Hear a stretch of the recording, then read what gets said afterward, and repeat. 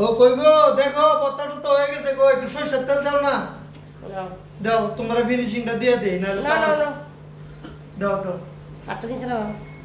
এত নিচে নামাইলে হবে করে দেবো তেল অপচয় করো, এত তেল খাও না, অল্প একটু দিলেই তো আরে মা আছে দেখছেন অবস্থা, এই জন্যই তো কই মজা কি লেগে হয় নাকি?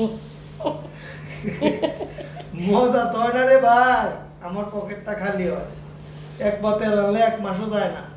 কি তেল?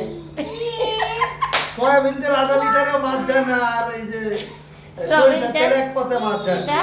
সয়াবিন তেল আধা লিটার মাছ যায় না। আধা লিটার তোমার সিস্টেম করে দেওয়া লাগবে, অনুযায়ী ইয়া বানায় দেওয়া লাগবে। মাসে 10 লিটার তেল যায়, আধা লিটার মাছ যায় না। আমার থেকে আধা লিটারে নেওয়া লাগবে ভাই, কিছু করার নেই। বালাই। আপুরা যারা রান্না করে দেখো তো আপু তো ভালোই।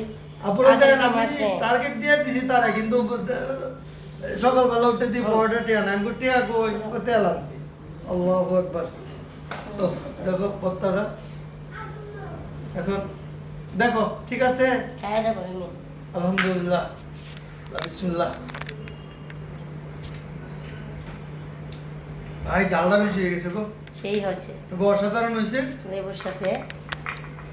আলহামদুলিল্লাহ খুব ভালো হয়েছে, কিন্তু ঝালটা বেশি ভাই। সবাই ভালো থাকবেন। আল্লাহ হাফেজ।